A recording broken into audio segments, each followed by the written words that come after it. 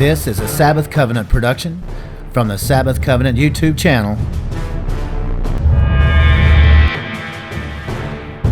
where Yahuwah is the only true God and Yahusha is our eternal high priest. From a Nazarene perspective, I am Rav Shaul.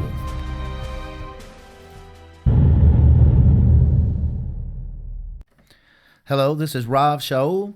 Today we're going to talk about the acronym of the beast.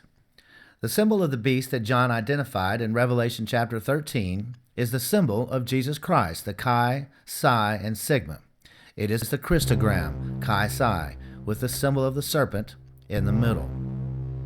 The symbol of the false Messiah is also an acronym. The most powerful image in history of, quote, Jesus is that of him hanging dead on a cross called a crucifix.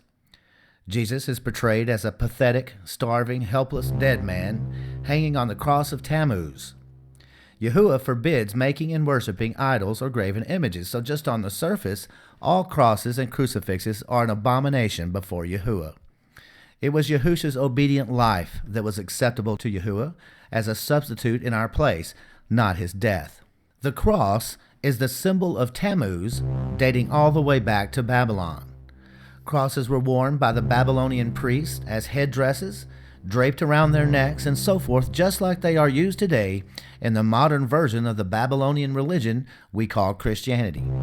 In fact, Jesus is nothing more than the final incarnation of Tammuz, who was the second member of the Babylonian Trinity and God in the flesh, as it is said that Tammuz was born a miraculous birth by the rays of the sun, Baal, and Baal then was reincarnated as Tammuz.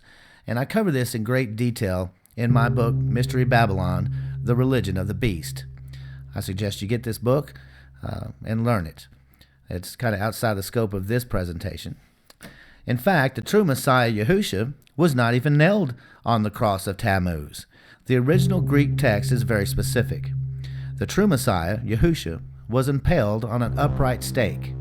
The Greek word used is Strong's 4716, stauros, which means an upright stake.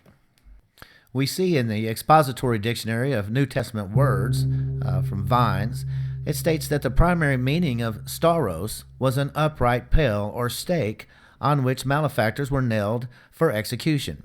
Vines said the shape of the ecclesiastical form of two-beam cross had its origin in ancient Chaldea and was used as the symbol of the god Tammuz. It took on the shape of the mystic Tau, or the initial of his name, Tammuz, in Chaldea and nearby lands, including Egypt. He said 3rd century churches, which by then had departed from certain doctrines of the Christian faith, began to accept pagans into their faith in order to increase their prestige and allow them to retain their pagan signs and symbols. Hence the Tau, or the T, or the cross, in its most frequent form with the crossbeam lowered, was adopted to stand for the cross of Jesus Christ. It is a pagan symbol, and it really stands for Tammuz. In his 1871 study of the history of the cross, Episcopal preacher Henry Dana Ward similarly accepted as the only form of the gibbet on which Jesus or Yahusha died was a pale, a strong stake. It was a wooden post. It was not a cross. The Romans were well known for executing on an upright stake. There are even statues that survive today from that period depicting this type of Roman execution. The cross, in fact, is literally the mark of the beast. It is the Chi, or the X, or the cross, that is the mark of incarnation. But before I cover the mark of the beast, let me explain the acronym of the letters Chi, Psi, and Sigma. When you look at Strong's Concordance number 5516, the Chi, Psi, and Sigma is the 22nd, 14th, and 6th letters in the Greek alphabet. Using the system of gematria, where two languages can be connected using a system of numbers, when we look at the 22nd, 14th, and 6th letters of the Hebrew alphabet, Tau, Nun, and Vav, you get Tanu, which means the dragon, which is the sea serpent. You can see that here in the entry in Wikipedia. So we see multiple layers of meaning in the Chi, Psi, and Sigma, all lost when the translators removed the Christogram and inserted 666. So now let us define the acronym of Chi Sine Sigma. Chi is the first letter of Christos. It's the X. It's the X monogram for Christ. We looked at that before. It's the most common monogram for Jesus Christ in today. It is, you see that in Xmas and Xgen and all that, but it's a monogram for Christ. So Chi, the first letter, means Christ. Psi is the abbreviated letter for Xulon, which means a timber or tree. It's Strong's 3586.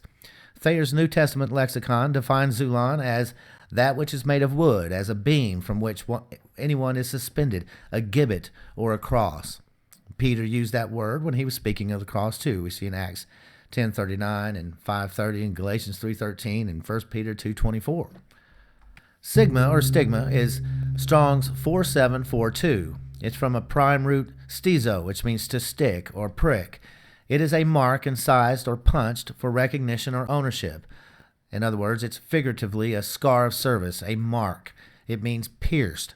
According to Donegan's Greek lexicon, stigma is a hole or mark made with a pointed instrument, a mark of recognition or of disgrace, a mark of infamy, a mark made on the hands of a person who had enlisted as a soldier, for instance.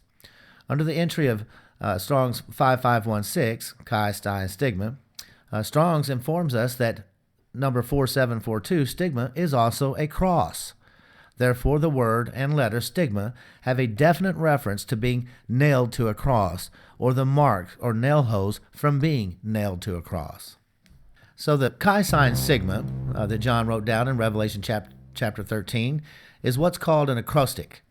It's a poem or word puzzle or other composition of letters which contain certain letters in each line to form a word or words. In other words, the symbol of the beast that John wrote down is an acrostic acronym of Jesus Christ nailed on a cross.